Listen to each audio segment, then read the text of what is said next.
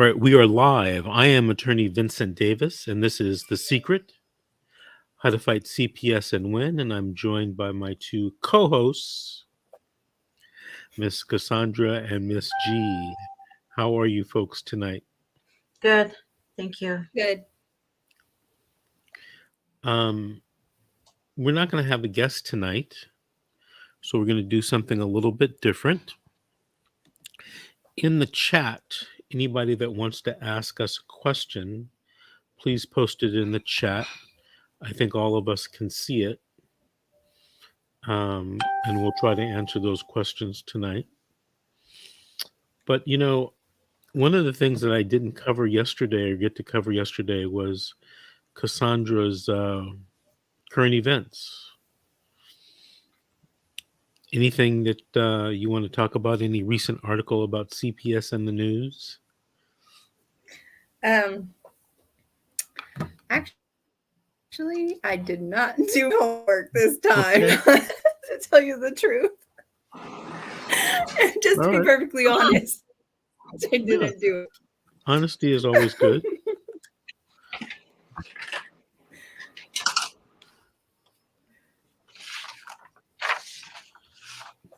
I can find something real quick. I always good at that. Go ahead and look, Miss G. What's going on with you this evening? I had something to talk about yesterday, and I told you I wanted to talk about it. Okay, well let's hear get why to you're it. asking Cassandra at the moment. But this happened. This current event happened on August 15th, 2022. Actually, sorry, it was posted August 13th, 2022. It's in Connecticut. An employee of the Connecticut Department of Child and Family has been arrested for helping a child sex trafficker avoid police. Hartford police have charged Melissa Robertson, a social worker at DCFS, with hindering prosecution and risks of injury to a minor. According to the police, on Friday, they had notified a person wanted on child sex trafficking related offenses was a DCFS on Hamilton Street. When officers arrived, the DCFS staff refused to allow them into the building, and Robertson, the suspected social worker, snuck the woman and her 4-year-old child out of the building through a rear exit and drove them to another location. Police say the suspect was allowed only supervised visits at DCFS, and Robertson was aware of the suspect's parental rights had been removed due to the investigation of suspected child sexual abuse and trafficking. According to police, DCFS administration persuaded Robertson to return, at which time she was arrested. Police say the suspect also returned and was taken into custody, but are not releasing her name at this time to protect the child identity. The child has been returned safely to the foster parent. The police is investigating. Investigation remains open. So basically, immediately, it says here, it continues, immediately upon learning of the allegation leading to the arrest of a DCFS social worker, senior department leaders worked really hard with the Hartford police and respond swiftly to this matter. Our administration is built upon trust with the children and families we serve, community partners, and members of the public. That's bullshit shit that DCFS administration is saying. So basically what this woman, the DCFS woman, was doing is she told her that she told the mother she can see her child, even though her parental rights was terminated. But she had to to be able to see her child, she had to perform sex with men, and the money would be split between her and the social worker. Wait a minute. Hold on a second. Let me see if I got this right. This was published where in August of 2022? It was written by Ken Margalvo. I didn't print where it was published, but it was on CPS News. Okay, so what is it concerning a social worker in what state or county? Connecticut, Hartford County. Okay, so the social worker, are you telling me the social worker was pimping the mother whose rights were terminated? Hmm. And in order for her to, she told her that when she basically when she performs sex for money, she will see her child. And did the article mention who's keeping the money? Was it the mother or the social worker or what? It's still under. It's an open investigation. It's still brand new.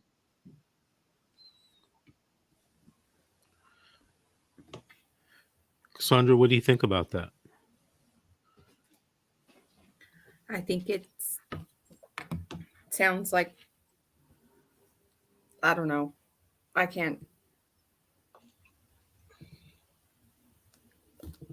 I don't know. Sorry, I was reading. I don't know. I'm sorry. Okay. Georgette, apparently Cassandra wasn't interested in your story. I'm interested. Yeah, I I was mean, interested because she already told me about it. So I already know about oh, the okay. story. And I thought it Okay. was horrendous. Like, I just think it's the figures. It sounds like right to me. Sounds like something that would happen from all the stuff that we read and all the things we see. It's nothing new. I wonder if we could get somehow like follow up information or news on this investigation. Um, yeah, I will probably keep you posted. I'm still waiting um, to hear more about this. It's kind of interesting to me because it just happened recently. And also, there's Tammy Stefano of National Safe Child Show interviewed Melinda Murphy in the late 2014 regarding the abuse of LA County Department of Children and Family Services. So this is a lot of stuff going on. A formal social worker is exposing the child welfare system, and she even wrote a book about it. I This happen is to know, Linda, um, before she left DCFS and went to work as a social worker for one of the court appointed law firms. She does a lot of investigations. She does really good work. Um, really good work. Mhm. And I've heard or read some of the things that she says about what she experienced at DCFS, and it's kind of mind blowing, really. Um, apparently, things aren't changing. No. You, you know, in that movie that we were talking about the other night about CPS or DCFS here in Los Angeles County, she was one of the people that was interviewed in that movie. To talk a little bit about her experiences and stuff. It was very interesting what she had to say. It is, and but Tammy, basically what she asked Melinda is that isn't DCFS supposed to be working for the children? Melinda said no. The Department of Children and Family Services is a political organization, and you cannot be a political organization and do social work.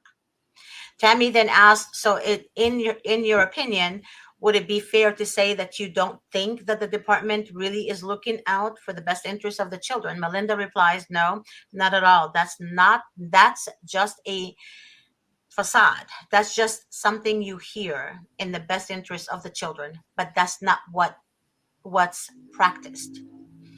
I've been saying this all along, and I don't understand how people can, some attorneys think that there are some good ones. The good ones left. Melinda left. She said she couldn't look at herself in the mirror. She couldn't sleep.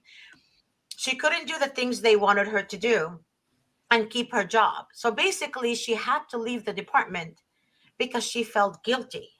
So the people that remain there for years and years and years, they don't feel guilty. They actually keep their job. They continue to do these horrific acts, and not for the best interest of the children, because they're already corrupt inside. You have to be already corrupt, and you have to be already dark inside in order for you to continue to do stuff like that against the children and the families. They're using children for sex traffic. We already talked about this before. In Memorial Weekend of this year, a judge was arrested transporting children to Texas. A white judge. They actually had his name, and I forgot his name and his face and everything. He was arrested by the FBI. Sex trafficking children to Texas. These children are not just any children. These children are CPS custody. I talked to someone earlier today. Oh, it was you, Georgette. We talked about a child who was detained from the parent, placed in a foster home or group home or something, and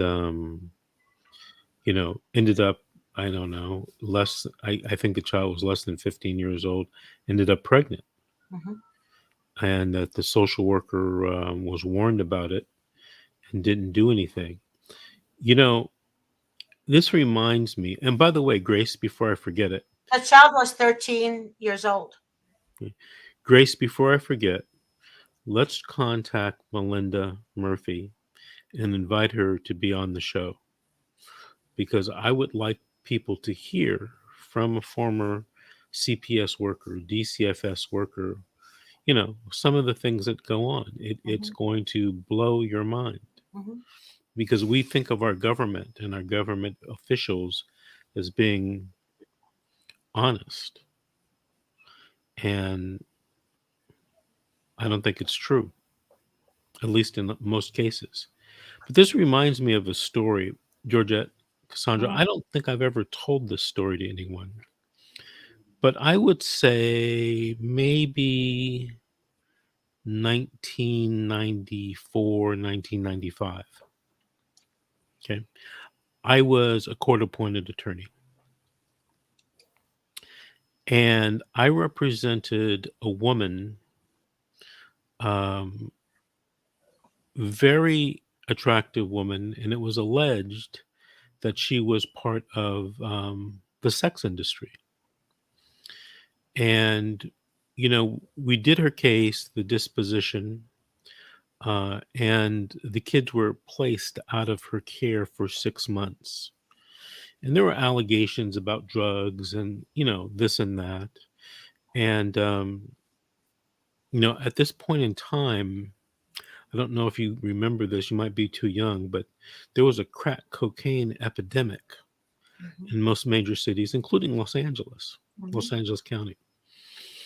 Anyway, we did her case, and, she had to do drug counseling, drug testing, parenting, you know, all that kind of stuff Mhm. to get her kid back. Mhm. And to be honest with you, at the time that this was ordered, I thought to myself, I hope she does it. It wasn't one of those things where you say, "Oh, she's going to do it." It was, to myself, I hope she does it. Anyway, the cases continued for 6 months, right? To the what they used to call the judicial review. Today, in the laws that have been changed, they call it the 366.21E hearing. So it was continued to the 6 month hearing, and someone in my office that was assisting me at the time called my client to see how things were doing, to remind them of the court date, that type of thing. And I remember my assistant telling me, you know, the client didn't do anything that she was supposed to do, right? Didn't do anything. And, I was kind of, disappointed, shaking my head, but I wasn't surprised. Well, I get to court, And in the old days, they used to give you the reports for that day. They were supposed to mail them out like 10 days before, but they rarely, if ever, did that. And you would go into court, and on the counsel table, there'll be a big wire box or two with all of the reports for that day. So I get the report, and it's about this thick. And I'm thinking, I wonder why it's so thick, because I'm assuming, she didn't do anything. And I'm reading through the report, and the report recommends that the kid be returned home. And I was like, oh, we must have got this wrong. So I'm going through the report, and it has copies of certificates, it has copies of drug tests, on and on and on and on. And we go in, we end up doing the case. We submit on the recommendation that the child be returned home. Right. And when we came out, I talked to my client. I said, oh, I thought you didn't do anything, and that you weren't going to get your child back. And she kind of smiled at me, and she says, I didn't do anything, Mr. Davis. And I kind of like looked at her and like, what are you talking about? And she said, don't ask me. And she walked away. Never saw her again, because on the next review hearing, the recommendation was to close the case out. Now, I can speculate all I want about the case, but I had a feeling, no proof, had a feeling there was something going on between the client and the social worker. I have never seen a more perfectly written report. So, sometimes you want to imagine, or sometimes your mind takes you into these deep, dark places about things that go on in life. And they do go on in life. And I don't think that this system is immune from those things. Now, the converse I've seen a lot as well. The converse is, the social worker being negative against you because of something that you wouldn't do. Now, here's a case in chief. And I really wasn't thinking about this case. Georgia, we represent a woman right now who we represented in the juvenile court. She got a child taken away from her. And she alleged, and one of the alleged witnesses was her mother, who was a former DCFS social worker who retired like after 25 or 30 years. The social worker took the child away from her because she alleged that she didn't, or she rejected her the CPS worker rejected his sexual advances. And I hear that quite often. To make a long story short, we happen to have a woman judge who was an outstanding judge. I don't know if she's retired or not, but she was an outstanding judge. And on the first day, the detention hearing, basically she calls the case against my client, bullshit. She doesn't use those words. And she returns the child. So how is she? Oh. She returns the child, but the case is going on. I mean, this social worker is like pressing my client. And there were some other things that had done. To make a long story short, we get the kid back, case closed. We sue the social worker. We sue the social worker in federal court. And the case went on a few years because maybe 25, 30% into the case, The judge on the case throws a motion is made, and the judge throws the case out. Mhm. And the judge rules, which might have been technically correct, that my client couldn't sue the social worker for civil rights violations because of sexual harassment.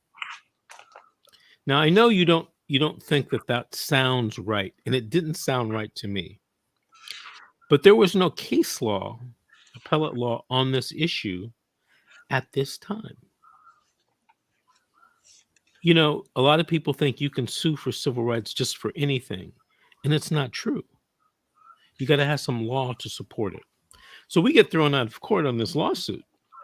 So I tell my office, look, we have to appeal this. The lady doesn't have, any funds to support this action, this appeal, but we have to appeal it. We appeal, and maybe it seems like 18 months or 2 years goes by, and we win the appeal. And the case is sent back to the court so that the case can move forward. Now, months, maybe a year or two have gone by. And recently, I'd say within the last 12 months, we settled that case with CPS. In other words, they agreed to pay my client money. Right. But imagine, you being allegedly sexually harassed and not being able to sue the social worker for civil rights violations. The guy's a government actor, number one, right? Anyway, that appeal resulted in a published decision. In other words, it became the law at least of the Ninth Circuit, and that's the Western United States. But I've been contacted by other attorneys all over the country who are now using that case to support their claims. Their claims against social workers for civil rights violations for alleged sexual abuse. Now, when you're in the workplace, there's always claims, and a lot are true about women being sexually harassed. Do we really find it odd that women aren't sexually harassed in the CPS realm by, social workers? I've noticed, no, but wait, let me, if I may interrupt. Women are harassed with the social workers because a lot of women are jealous of other women. So basically, if the woman is beautiful, for example, the worker, for some reason, she treats her like shit and starts accusing her of things she's never done in her life. And I have heard several audios from clients that hired us where the social worker is telling one of the women, one of the moms, next to her mother, where the grandmother was standing next to the child, your daughter thinks she's cute. The mother was a model at one point before she had the child. But the social worker was literally attacking her looks and her character. And that was even in, I don't, you were not handling that case. It was another attorney in your office, but that was even in the social worker's report. So the social worker was dumb enough to put it in the report. Yeah, she said the mother thinks she's cute. Yeah. The mother never said she's cute. The mother was just concerned about her child. That's pretty much it. It's always been my theory that CPS workers are human beings. They're And not human beings, Davis. and the shortcomings that all human beings have, they're going to end up in some population of the social workers, and you're going to hear about horrendous things like the social worker who, I guess in Connecticut, you said, who's allegedly pimping out a mother just so the mother can see her kid. A lot of times when I've been doing these cases over the last 30 years, people, there's nothing in the world people don't that people care more about is their children. And if they can be exploited about anything, it's about their children. There's something I don't understand though. There was a couple of people that I spoke with where the father called me. He's the presumed father. He said he kept asking the judge in CPS court, he doesn't want any responsibility of the children. He said, I give up. He wants to give his rights away. Like he doesn't want to claim these are his kids at all. Like he literally I had to ask him about 4 times. And then another father 2 weeks later said the same thing. I don't want to be the father of that child. So they kept telling the courts, one was in LA County, the other one was in Riverside. They kept telling the courts, we don't want to be with the father of these kids. We give our rights away. The judge refused to give the rights away. It's weird. It's like they don't want to be a part of the children's lives, but the judge is making them and completely dismissing the mother who's been there for the children. And the only reason these two individuals who are in different counties have a case is because the mother went to apply for child support. I mean, she applied for DPSS, cash aid and food stamps. Then they found out the fathers are not paying child support. Then they send them a letter, to find them collect child support or what have you. Those two were reported to DCFS only because the mothers needed help from the system. There was no abuse or neglect. There was no domestic violence. It was really weird dynamic. These two cases are in two different counties, two different people. They don't know each other. And I couldn't understand that. You were busy. I think you were out of state somewhere. Can't remember. And I asked one of the attorneys, and they said they have never seen anything like that before. That they were reported to DCFS because both of the moms were trying to collect food stamps and cash aid. There was absolutely no abuse. But when the social workers took over, the first social worker didn't write a bad thing. They said everything is okay.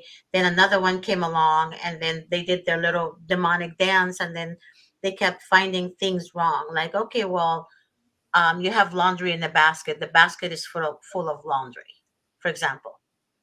And then the mother said, okay, well, I'm washing, I'm washing. Then why is there clothes on the couch? Because I'm washing, she said, and I'm folding the clothes. Why aren't you folding the clothes in the bedroom? So it was kind of like the social worker was taking her around in circles, and they convinced the court that the mother's house was messy, it was not clean. She had rats in the home, all kinds of stuff. The mother took pictures of the home. There was no rats in the house. Her ring camera shows she was washing when the social worker came in the house. So it wasn't, the mother was cleaning. There was no rats, nothing, but the court appointed attorney didn't want to submit it into court. For some reason, the evidence on the ring camera was forbidden to be submitted into as evidence into the court. Was this in California? Yes, it was Riverside and LA County. I came across a case like this maybe a couple years ago. Oh, it was before COVID. And, these ring cameras were new. Mm-hmm. And what the court ruled was the ring camera video would not come into evidence because it was tantamount to recording someone without their permission. And in California, if you do that, there's a ban on that evidence ever coming into any type of judicial proceeding. And how people now are getting around it is they have a sign in their window, a sign in their living room, a doormat. I told them that. Yes, I told you them can that. buy, you can buy the doormat on Amazon for like $15, and it says these premises are taped, videotaped. I Video thought and audio. it had to be a sign outside in the front yard when they enter, and there's recording. They cannot by law say that they cannot use that recording because it's already a sign right there before they enter the premises. I think it's going to come to a point where ring cameras are going to be like cell phones. Everybody's going to have it Everybody because does now have Ring cameras. I recommend that all the time. because they're so inexpensive now. Hmm. Right before, they would cost a lot, but now everyone can buy them. Hmm. And I think that it's such a good idea. A few years ago, I had a client when everyone had their cell phone. When the social workers came to detain his children, he was videotaping them, and they tried to keep that evidence out of court. But I told the judge, I said, they saw him videotaping them. You can hear him saying, "I'm taping you." And the judge was like, yeah, they knew. They knew they were being recorded. She didn't say this, but they should have kept their mouth closed because they were talking mucho shit to my client, Hmm. and he's videotaping them. Like, that's not a real smart move. There is another incident that happened in Orange County. The father moved. Okay, so the father and the mother are from Canada. The father had to be, his job led him to move, that he was forced to move to LA. And for his job, he has a good job. And the mother, she's actually very well educated. She gave birth in LA, in Orange County. Now, um, the nurse reported them, made a report to the Department of Child Services, DHS, DCFS. And right after they left the hospital, there was no drugs in the system, nothing, nothing, nothing. Right after they left the hospital, a social worker came to their door that minute they arrived home.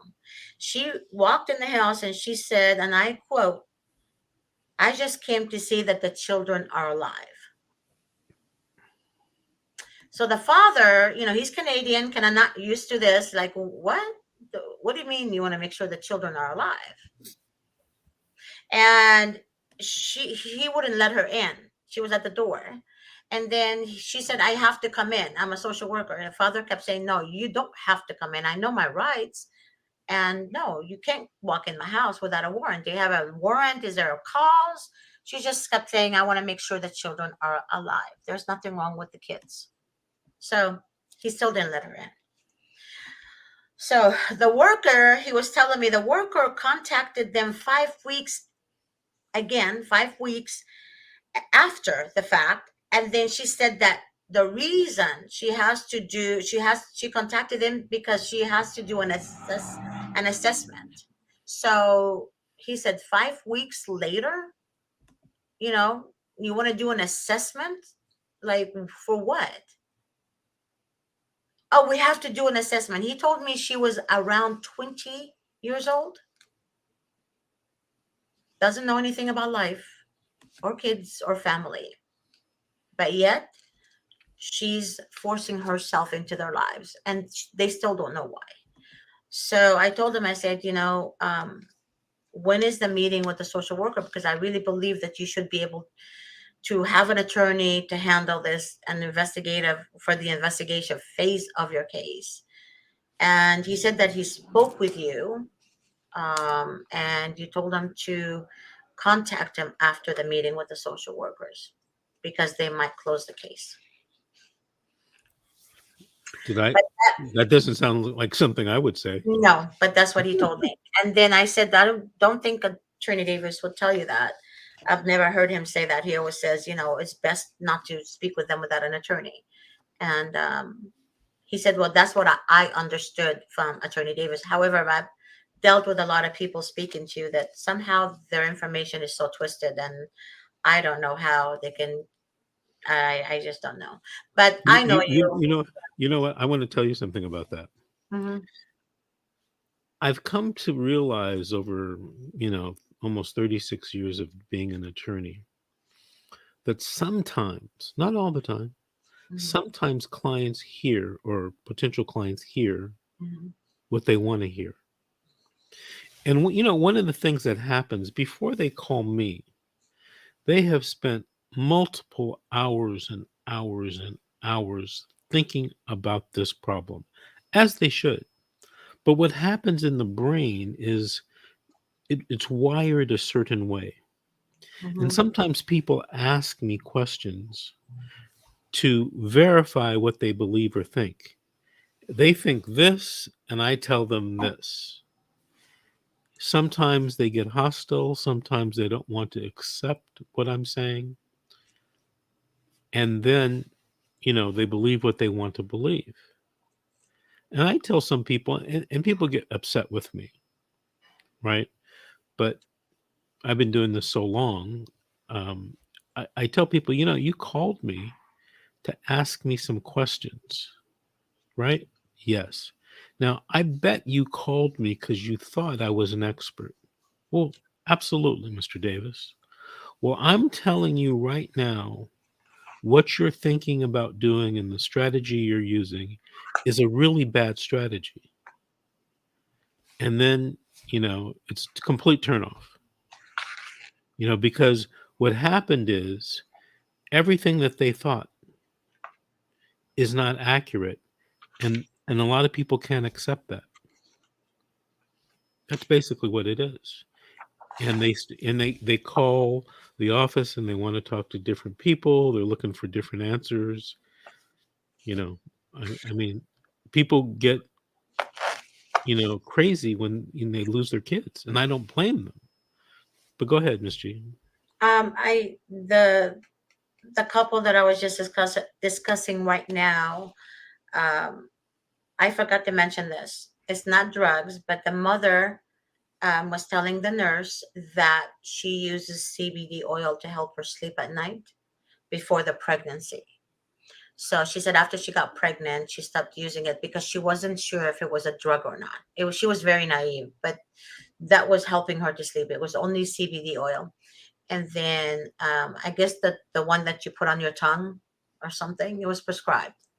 And so the nurse that heard the mother say that reported her. So, but it wasn't that they found drugs in the baby's system, but the mother just only mainly asked, if I start using it again, is that going to harm the baby when I'm breastfeeding the baby? So that nurse lied. She made a very bad allegation against the mother that they don't even know. If she had drugs in her system or the baby's system, they wouldn't walk out the door from the hospital together, Hmm. and definitely will not wait 5 weeks until they get to the house, stay there, establish their lives with their baby, new baby, and then wait 5 weeks if the baby was in danger. So I know that I asked Davis before about the CBD oil is not a drug, because Cassandra and I think Cassandra told me that it's not a drug. It's an oil. I don't know how that works. To be honest with you guys, I've never done drugs in my entire life, so I don't know how that works. But according to Cassandra, it's just an oil from a leaf. And am I right, Cassandra? And it's supposed to. It's an oil.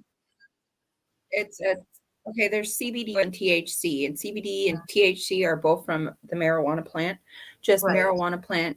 The THC is what gets you high, and what CPD does is it's a natural like kind of medicine, but it doesn't get you high.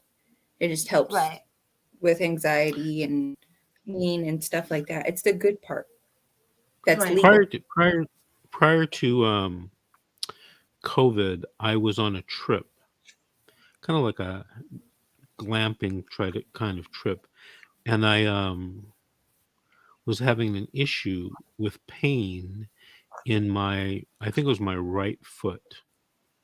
Okay. And I mean, it was so bad, I was kind of desperate. I went to a local drugstore, and this was in Colorado, by the way, where marijuana was legal or is legal. And I was looking for pain ointment, over the counter. And one of the clerks suggested that I use an over the counter CBD oil or lotion to kill the pain. I have to tell you that that was the most successful treatment for pain I've ever experienced in my life. And it didn't make me high or anything. And at that time, I didn't know anything about CBD and THC and all that kind of stuff related to marijuana. But the part that gets you high in the marijuana plant is the THC, not the CBD. Mm-hmm. CBD is sold over. I think I was in not Save On's, Rite Aid. I think I saw on the just in the shelves in the aisle CBD lotion, something like that. Hmm. But if you buy THC, you have to get it at a licensed dispensary, right? So Mm-hmm. it's Yeah. controlled federally. Some states like California, you can use it medicinally and recreationally. Mm-hmm. Some states that you can use it just medicinally. I I was in North Carolina a few months ago on a case, and there was a CBD store, and I said, "Oh," I told my Uber driver, I said, "Oh, marijuana's legal here," and he started laughing. He goes, "Marijuana's not legal here." He said, "There's a loophole that they can sell CBD stuff." He says, "But nothing with THC, not recreationally, not medicinally." So, if Mm. that's the case, even in California, then why are they harassing these people? I don't know. I mean, why do they harass anyone? No, no, I Power, understand that. Power, ego, control, no, vengeance. Yeah, money, I don't know. money. That's all it is. I You got it. Money. You got it. well, I told him I was gonna keep in touch with him like Monday because I don't trust that the social worker is only gonna meet and then they're not gonna open a case. Hmm. I don't believe that. I really, really don't believe that. But my question is, after 5 weeks of the social worker leaving, nothing happened, no contact at all. Can they come back and say we have to do an assessment? If, I Yeah. mean, is there something that can be done? Well, hold on Because a second. They can come back and say anything they want. They can. You don't have to do it. I talk to people, and I'm sure you do too, where the social worker comes out and like, oh, you got to do a drug test. No, I don't. Oh, you got to do this counseling.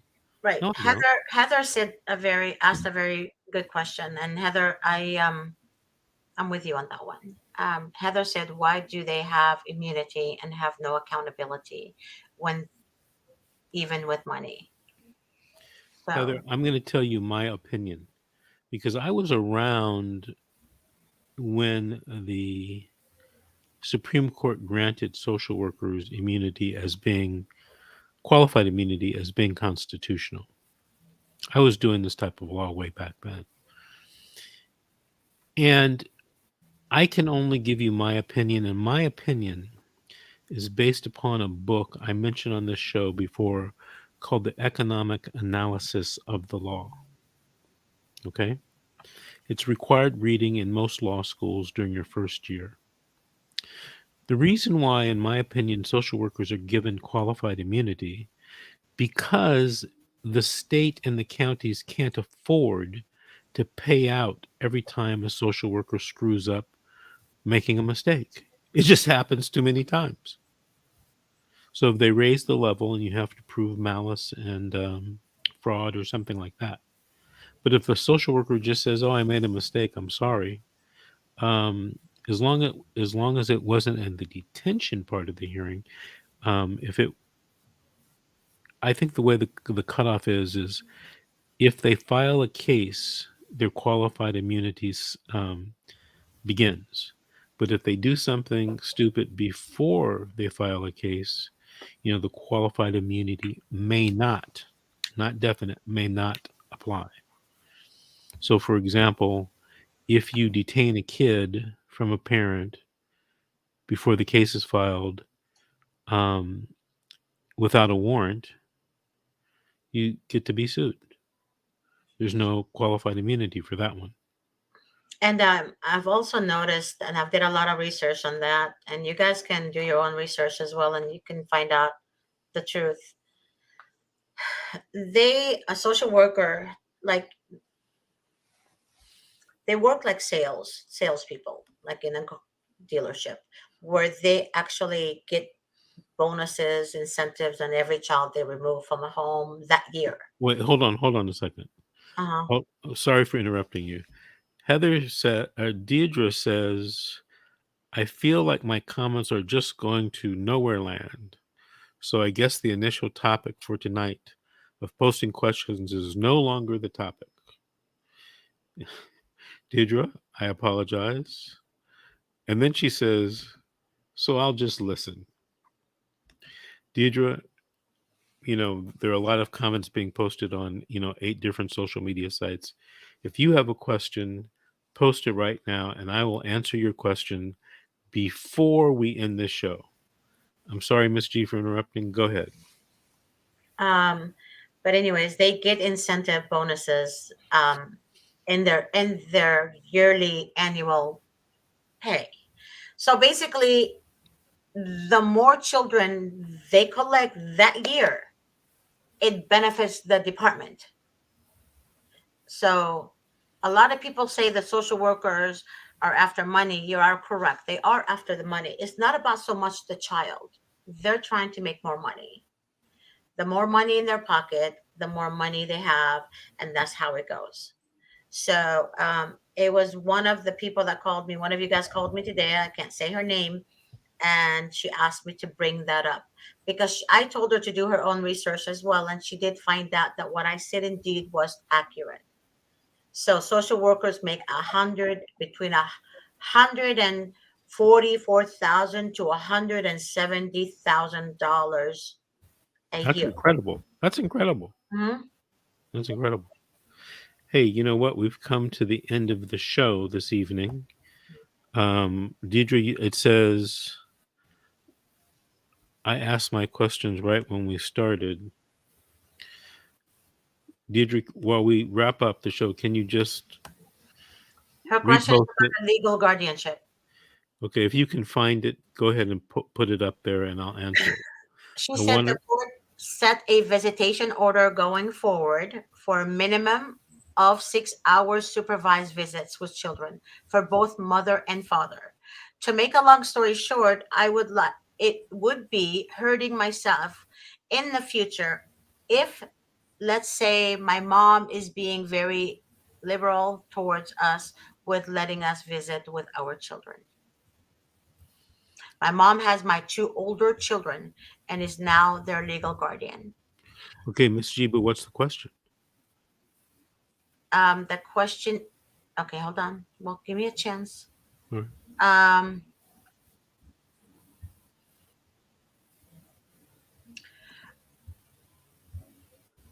she said it just after she said legal guardianship of her mom, she said it just keeps getting worse and worse. CPS is starting to just really go all out.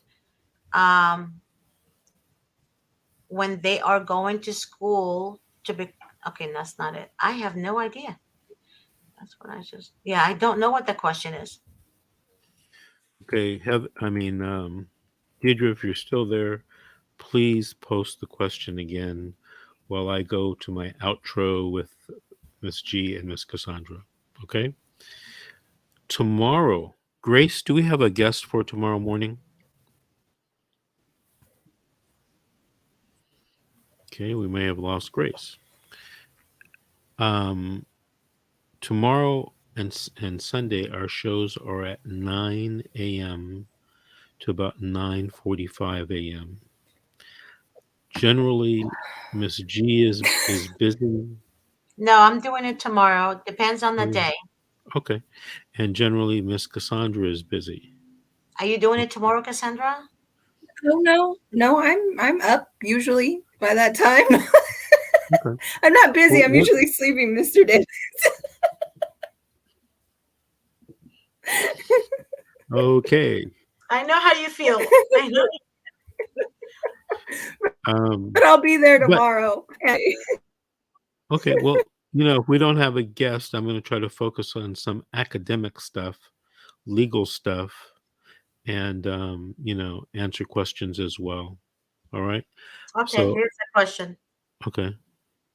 She said, Deidre said, but when I go back to court to terminate legal guardianship in the future, what if it gets found out that my mom was letting us see our kids unsupervised?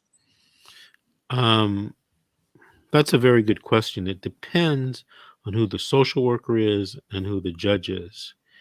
Um, what I would do is I would file a petition now to terminate the legal guardianship if you're having unsupervised visits.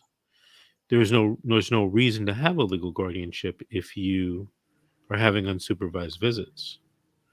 So please consider that, Deirdre. And Deirdre, if you want to call me or Miss G at the office, you see the phone number bottom right hand corner, 888-888-6582. So, Miss Payne, I hope that answered your question. Miss G, Miss Cassandra, thank you very much for being my co-host for tonight's show. And we'll see you guys hopefully tomorrow morning at 9. And we'll try to do some academic stuff on the law and on evidence, maybe on the Constitution, which does apply in CPS cases. All right. So everyone have a good night. See you tomorrow at 9.